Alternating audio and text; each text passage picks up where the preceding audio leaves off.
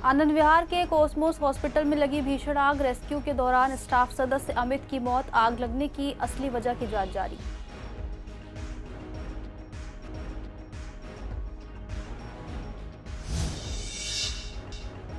करावल नगर में रक्षाबंधन पर triple murder, शख्स ने पत्नी और 2 बच्चों को उतारा मौत के घाट। पुलिस ने आरोपी पति को कर लिया गिरफ्तार।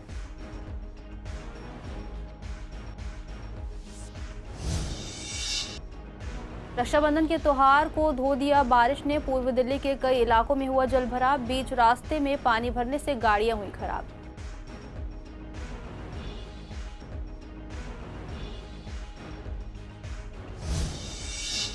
नगरी में रात के सन्नाटे में युवक की हत्या। पुलिस ने 7 आरोपियों को धर दबोचा। अपराध में इस्तेमाल स्कूटी बरामद। वारदात से इलाके में डर का माहौल।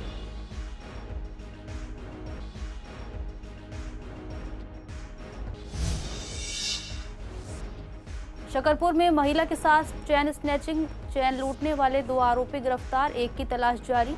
घटना में इस्तेमाल की गई स्कूटी बरामद।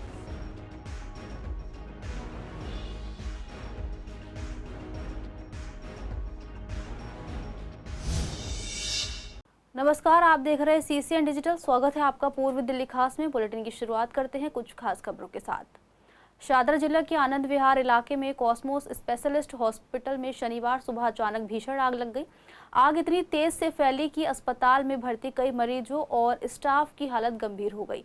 दमकल अधिकारी अशोक जायसवाल ने बताया कि दोपहर करीब 12:12 पर आग लगने की सूचना मिली, जिसके बाद तुरंत आधा दर्जन से ज्यादा फायर ब्रिगेड की गाड़ियां मौके पर पहुंची। आग पर काबू पाने के लिए दमकल कर्मियों को ऑक्सीजन सिलेंडर लेकर अंदर जाना पड़ा, क्योंकि धुएं के कारण अस्पताल के अंदर कुछ भी दिखाई नहीं दे रहा था और सांस लेना मुश्किल हो रहा था। अस्पताल में मौजूद मरीजों को तुरंत पास के निजी हॉस्पिटल में शिफ्ट किया गया। अस्पताल के स्टाफ, हाउसकीपिंग और नर्सिंग से जुड़े कई कर्मचारी बेहोश हालत में मिले, जिन्हें रेस्क्यू किया गया। दमकल विभाग और दिल्ली पुलिस की मदद से अब तक कुल 11 लोगों को रेस्क्यू किया गया, जिनमें से एक अस्पताल कर्मचारी अमित की मौत हो गई। बताया जा रहा है कि आग की शुरुआत ग्राउंड फ्लोर पर बने सर्वर रूम से हुई और जीने के रास्ते से धुआं ऊपर तक फैल गया, जिससे ऊपरी मंजिलों पर घुटन की स्थिति बन गई। स्थिति अब नियंत्रण है, लेकिन आग लगने की असली वजह की जाँच जारी है। जिला शाहदरा के अंदर थाना आनंद विहार के क्षेत्र में मौजूद हूँ। ये आप देखेंगे कि किस तरह से एम्बुलेंस, ये जो आग लगी है, फायर ब्रिगेड किस तरह से मरीजों की व्यवस्था बनाने में लगी हुई है, रेस्क्यू करने में लगी हुई है। पूरे हॉस्पिटल के अंदर आग लगी है। फिलहाल इस दौरान फायर ब्रिगेड बहुत चाक चौबंद से अपना काम कर रही है और देखा जा रहा है कि करीबन यहाँ पे 9 गाड़ियाँ दमकल विभाग की मौजूद है, रेस्क्यू ट्यूब मौजूद है, साथ ही साथ एम्बुलेंस भी मौजूद है और मरीजों को रेस्क्यू करते हुए उतारा जा रहा है और एम्बुलेंस के जरिए पास के ही निजी अस्पताल में रेफर किया जा रहा है। और आप दिखाऊंगा कि आपको कॉस्मोस हॉस्पिटल है जहां पर ये आग लगी है और रेस्क्यू ऑपरेशन जारी है। लगातार पूरे हॉस्पिटल के अंदर अभी भी धुआं बना हुआ है और कांच तोड़ के फायर ब्रिगेड कर्मी बताया कि इधर भी यहाँ पर पेशेंट मौजूद है और उसको निकालने की कोशिश कर रहे हैं। आप हॉस्पिटल का स्टाफ है, उसको रेस्क्यू किया गया है। वो कांच तोड़ के धुआं निकालने की पूरी कोशिश किया जा रही है। रेस्क्यू कर देखिए आप कि बेहोश हो गए हैं पेशेंट, कहें तो या तो स्टाफ का मरीज हो सकता है। फिलहाल निजी हॉस्पिटल के जो डॉक्टर्स हैं और पूरा नर्सिंग स्टाफ है वो ऑक्सीजन सिलेंडर लगा के उनको निजी अस्पताल में ले जाए जा रहे हैं। लगातार खिड़कियों के कांच टूट रहे हैं और धुआं निकालने की पूरी कोशिश की जा रही है। अंदर तो अब जो है वो तो था ही, टोटल हो ही गया जो भी है, हो गया इजीली और सारे लोग हॉस्पिटल शिफ्ट हो गए हैं। हाँ जी, हम हॉस्पिटल के सारे स्टाफ ही हैं, ऑफिस स्टाफ हैं सारे। किसी का फ़ोन आता, मैं ड्यूटी पे नहीं था, किसी का फ़ोन आता इसलिए हम लोग आए।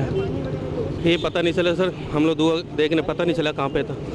ग्राउंड फर्स्ट पे। Ground first. कितने बजे आग लगी और कैसे लगी थी?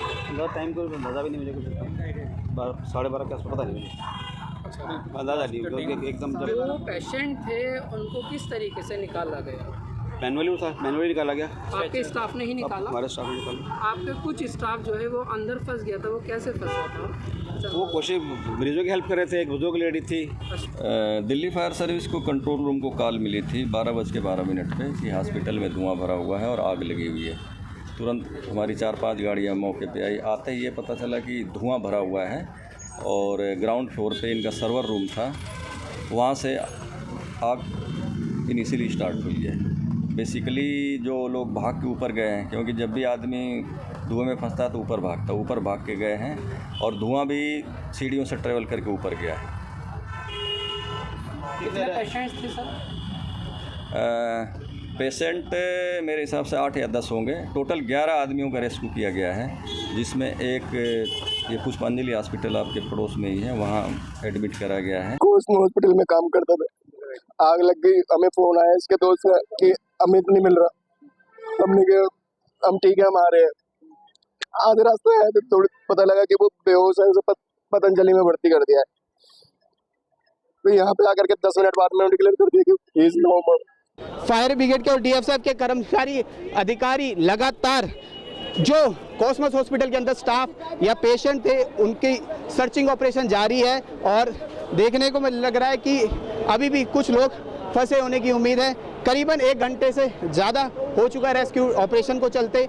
देखने वाली बात है कि किस तरह की पोजीशन और अधिकारी अपनी बात रखते हैं। रक्षाबंधन के दिन दिल्ली के करावल नगर इलाके में एक दर्दनाक घटना सामने आई है। यहाँ एक शख्स ने अपनी पत्नी और 2 छोटी बच्चियों की गला दबाकर हत्या कर दी। ये वारदात करावल नगर की भगत सिंह कॉलोनी में हुई, जहां आरोपी प्रदीप अपने परिवार के साथ रहता था।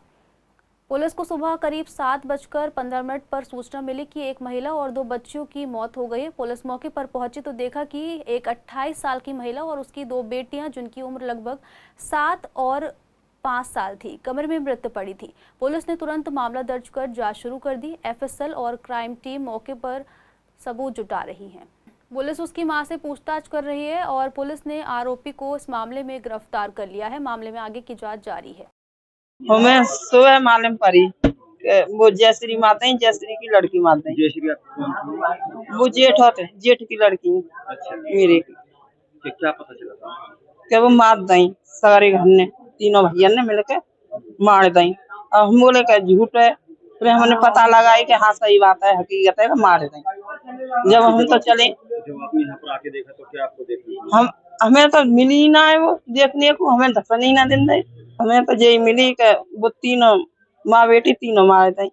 अब हम आए तो हत्या देखे तो हमें देखने ना दिन दे। वो लड़ाई तो चली रही इनमें। कब से लड़ाई चल रही? ऐसी चलती रहती। और जो बुला लाए नेखा दिन गाँव में रह के आई है, और जो बुला लाए जेठ जेठानी का हमारी जिम्मेदारी है, और मार मूर के सारे चले गए पूरा परिवार।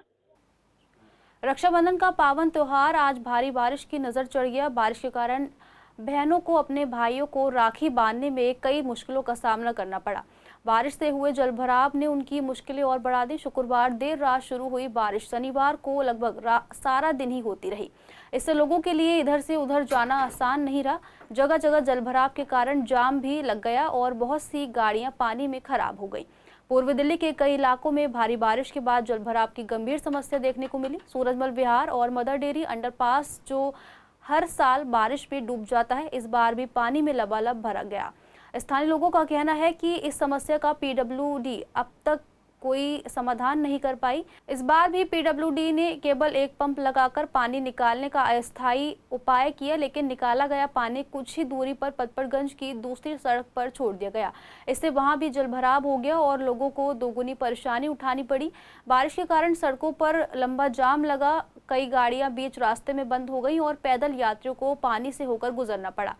यहाँ तक कि यमुना पार के सबसे प्रमुख विकास मार्ग पर भी करीब 1 फुट पानी जमा हो गया, जिससे वाहनों की रफ्तार थम गई। लोगों के आने जाने के लिए मेट्रो तो उपलब्ध थी, लेकिन स्टेशन तक पहुँच पाना आसान नहीं था। मेरे को भी दिक्कत हुई। मैं जब भी जॉब से यहाँ पे आता हूँ, घर के लिए जब जाता हूँ तो मैं यहीं से ही जाता हूँ। आज मुझे यहाँ से पानी दिखा, वरना मैं सीधा ही आता। आगे तक पूरा पानी आप दिखा सकते हैं, और इसलिए मैंने अब यहाँ से गाड़ी लिया है। अच्छा, ये बताइए आप कहाँ से आ रहे थे, कहाँ जलभराव आपको देखने को मिला? हाँ जी। या फिर आप जाम से भी जो जाम तो सर जी बहुत जाम था। और मैं ये क्या नाम आनंद विहार डिपो से आ रहा हूँ। आनंद विहार डिपो से वहाँ पे उधर जो फ्लाईओवर है वहाँ पर भी बहुत जाम है। बहुत जाम है। हाँ क्या जी। किस वजह से पानी की वजह से, पानी के जलभराव है, इसकी वजह से ज़्यादा जाम लग रहा है? जी बिल्कुल। अभी जब तक बारिश थी, जब तक कोई जाम नहीं था। बारिश आने के बाद फिर जब रुकी है, उसके बाद जाम ही जाम है। कहीं भी चले जाओ जाम है। और ये पानी की तो बहुत प्रॉब्लम है, हर जगह पानी है। बहुत शुक्रिया। भैया क्या नाम है आपका? रमेश कुमार। भैया कितनी दिक्कतें हो रही हैं आप लोगों को? बहुत दिक्कत हो रही है बड़े भाई। कैसे आप देख रहे हैं यहाँ पर? जैसे बहुत गाड़ियाँ भी बंद हो रही हैं, जाम वगैरह बहुत है, पता नहीं कितना कितना पानी होगा लगभग? कम से कम पैर पर तक, मतलब घुटने तक पानी? हाँ जी, घुटने तक है जी। हाँ जी। तो इसके ऐसे जाम भी लग रहा है या गाड़ी भी बंद हो रही है? हाँ जी, गाड़ी बहुत बंद हो रही है, पीछे बहुत गाड़ी, जैसे अंडरपास से गाड़ी क्रॉसिंग हो रही है तो जाम हो रही है, बहुत काफ़ी दिक्कतें हैं। हाँ जी, हाँ जी। नन्नगरी इलाके में 4-5 अगस्त की रात एक दर्दनाक घटना हुई जिसमें 21 साल के युवक आशीष पर जानलेवा हमला किया गया। ये घटना रात के समय हुई जब इलाका शांत था। घायल आशीष को उसके परिवार ने तुरंत अस्पताल पहुंचाया, लेकिन डॉक्टर ने उसे मृत घोषित कर दिया। घटना की सूचना मिलते ही नन्नगरी थाना पुलिस हरकत में आई और जांच शुरू की। पुलिस ने तेजी से काम करते हुए सीसीटीवी और बाकी तकनीकी सबूतों की मदद से 7 आरोपियों को गिरफ्तार कर लिया। इनमें से कुछ आरोपियों पर पहले से ही हत्या और आर्म्स एक्ट जैसे गंभीर केस दर्ज हैं। पुलिस ने वारदात में इस्तेमाल की गई स्कूटी भी बरामद कर ली है। इस वारदात से इलाके में डर का माहौल बन गया है, लेकिन पुलिस की तेज कार्रवाई से लोगों को राहत मिली है। पुलिस का कहना है कि मामले में आगे की जांच जारी है। पूर्वी जिला पुलिस और शकरपुर पुलिस टीम ने तेजी से कार्रवाई करते हुए चैन स्नैचिंग के एक मामले को सुलझा लिया है। ये घटना शकरपुर के डी ब्लॉक में हुई थी, जहां एक महिला के साथ 3 बदमाशों ने सरेआम चैन स्नैचिंग की। एक आरोपी ने महिला की गर्दन दबाकर उसे बेहोश कर दिया और फिर उसकी चेन छीन ली। इसके बाद बाकी 2 साथी स्कूटी पर आए और सभी फरार हो गए। पुलिस ने घटना के तुरंत बाद एफआईआर दर्ज कर जांच शुरू की। सीसीटीवी फुटेज और तकनीकी निगरानी की मदद से आरोपियों की पहचान की गई। मुख्य आरोपी की पहचान नितिन के रूप में हुई, जो पहले भी कई आपराधिक मामलों में शामिल रहा है। पुलिस ने उसे गिरफ्तार कर लिया है। पूछताछ में 2 बाकी साथियों के नाम सामने आए, जिनमें से अंगद उर्फ अंकित को भी गिरफ्तार कर लिया गया है। पुलिस ने घटना में इस्तेमाल की गई स्कूटी भी बरामद कर ली है। तीसरा आरोपी अब भी फरार है, जिसकी तलाश जारी है। जीटीबी एनक्लेव पुलिस स्टेशन में रक्षाबंधन के मौके पर खास कार्यक्रम हुआ। इस आयोजन में queen global international school Dilshad garden के छात्र पुलिस स्टेशन आए और पुलिस कर्मियों के साथ रक्षाबंधन मनाया। कार्यक्रम का मकसद पुलिस और बच्चों के बीच दूरी कम करना और बाल सुरक्षा के बारे में जागरूकता बढ़ाना था। बच्चों ने पुलिस अधिकारियों को राखी बांधी, जो सुरक्षा और सम्मान का प्रतीक है। पूरा माहौल खुशी और भाईचारे से भर गया। थाना प्रभारी ने बच्चों को गुड टच और बैड टच पर जानकारी दी। ये सत्र बच्चों को सुरक्षित रहने और जरूरत पड़ने पर अपनी बात कहने के लिए मददगार था। इस पहल को बच्चों और शिक्षकों ने खूब सराहा। ये दिल्ली पुलिस का प्रयास है कि वह युवाओं के साथ जुड़कर एक सुरक्षित समाज बनाए। गांधीनगर महावीर चौक स्थित डीएवी स्कूल नेहरू गली में रक्षाबंधन का उत्सव बड़े धूमधाम से मनाया गया। ये पर्व सामाजिक भाईचारे का प्रतीक है। कार्यक्रम में मुख्य वक्ता राष्ट्रीय स्वयंसेवक संघ दिल्ली प्रांत के सह बौद्धिक प्रमुख सतीश शर्मा थे। मुख्य अतिथि के रूप में पूर्व निगम पार्षद कंचन महेश्वरी और पूर्व बीजेपी महिला मोर्चा जिला अध्यक्ष दीपिका जैन उपस्थित रहे। कार्यक्रम की शुरुआत भारत माता के चित्र के सामने दीप प्रज्वलन और पुष्पांजलि से हुई। अंत में सभी ने एक दूसरे को राखी बांधी और जलपान किया। जो मंदिर में राम को बांधी जाती है, चूड़ा राखी, सुहागिन बहनों के चूड़े पे राखी बांधी है, और लंबो राखी जो हम गुरु शिष्य को और शिष्य गुरु को बांधकर समाज में एक दूसरे को हर वर्ग में राखी बांधी जाती है, क्योंकि ये सामाजिक समरसता की भी प्रतीक है। तो प्लान बनाया था कि विद्यालय के अंदर जो हमारी बहनें हैं, आचार्य बहनें हैं, उनसे राखी हम बंधवाएं और उनको एश्योर करें कि हम आपकी सुरक्षा, आपके हितों की रक्षा करेंगे जब तक हम विद्यालय में हैं, और जब तक हमारे सांस में सांस है तब तक हम आपकी रक्षा करते रहेंगे। और बहनों ने भी यही कहा कि सर हम भी आपके साथ आपकी लंबी दीर्घायु के लिए हम कामना करेंगे। देखिए, रक्षाबंधन का पर्व भाई बहनों के प्यार का एक त्योहार है ये, और इसके अंदर बहन का विश्वास और बहन का सम्मान और भाई का प्यार और आशीर्वाद, चारों चीज़ें इस पर जुड़ी हुई हैं। प्रत्येक भाई बहन के प्रति जो प्रेम है वो ये रक्षाबंधन दर्शाता है। और 15 अगस्त के मौके पर शादरा विधानसभा में देशभक्ति के साथ जागरूकता की भी मिसाल देखने को मिली। बीजेपी पार्षद पंकज लूथरा ने बच्चों के लिए 5 लाख खास पतंगे छुपाकर बांटी हैं। इन पतंगों पर एक संदेश भी छापा गया है, प्लास्टिक माझी का प्रयोग ना करें। पार्षद लूथरा ने बताया कि इस पहल का मकसद 2 बातें सुनिश्चित करना है। पहला, बच्चे सड़क पर पतंग लूटते हुए हादसे का शिकार ना हो, और दूसरा, प्लास्टिक माझी के खतरों से उन्हें बचाया जा सके। पतंग देने से पहले बच्चों से एक संकल्प पत्र पर सिग्नेचर भी कराए जा रहे हैं। जिसमें वो वादा करते हैं कि प्लास्टिक मांझे का इस्तेमाल नहीं करेंगे। उन्होंने कहा कि वे समय समय पर अपने क्षेत्र के लिए कई योजनाएं लाते रहते हैं और इस बार उन्होंने बच्चों की सुरक्षा और जागरूकता को प्राथमिकता दी है। सभी बच्चे जो पतंग लूटा करते थे और रंग लूटते लूटते कोई हादसा हो जाता था, गरीब बच्चे जो पतंग नहीं ले पाते थे कि पहले पतंग लूटेंगे फिर वो पतंग उड़ाएंगे, तो हमने कहा किसी भी बच्चे को पतंग लूटने की जरूरत नहीं है। 5 लाख पतंगे हमने बनवाई और हर बच्चों को पतंगे दे रहे हैं। क्षेत्र का एक भी शादरा विधानसभा का एक ही बच्चा बिना पतंगों के रहेगा नहीं। इतनी पतंगे बनवाई हैं, पतंगे बच सकती हैं लेकिन ख़त्म नहीं होंगी। आप सभी को मेरी विनती है, चैनल के माध्यम से कह रहा हूँ, जो लोग मेरी आवाज़ भी सुन रहे हैं अपना आधार कार्ड लेकर आएँ, पंकज लूथरा निगम पार्षद कार्यालय में पतंगे ले जाएं और बच्चों को खुशी खुशी हमारे बच्चे पतंग उड़ाएं और किसी बच्चे को क्षेत्र में अब पतंग लूटने की जरूरत नहीं है। पूर्वी दिल्ली के सबसे बड़े स्वामी दयानंद अस्पताल ने नर्सिंग स्कूल के साथ मिलकर जागरूकता रैली का आयोजन किया।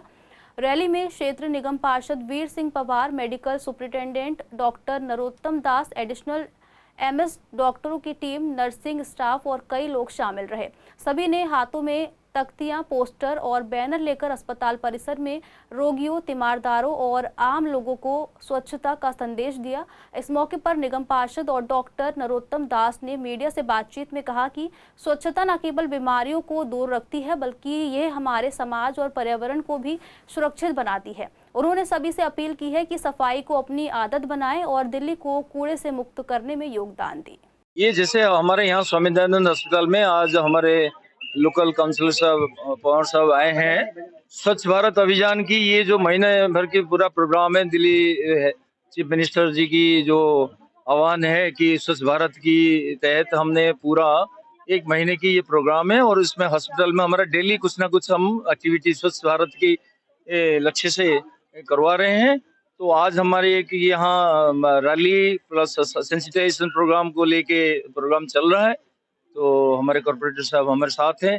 तो पब्लिक को ये जागरूकता देना है स्वच्छ के लिए, भाई एक नहीं सभी को सहयोग चाहिए, श्रमदान भी चाहिए, एक्टिवली सब पार्टिसिपेट करें यानी कि सहयोग करें, तभी जाके स्वच्छ भारत की सपना हमारा पूरा हो पाएगा। कि हमारे यहाँ हमारे डॉक्टर्स, हमारे नर्सिंग स्टूडेंट्स, हमारे नर्सिंग ऑफिसर्स सब मिलकर अस्पताल को साफ रखने में पूरा सहयोग दे रहे हैं।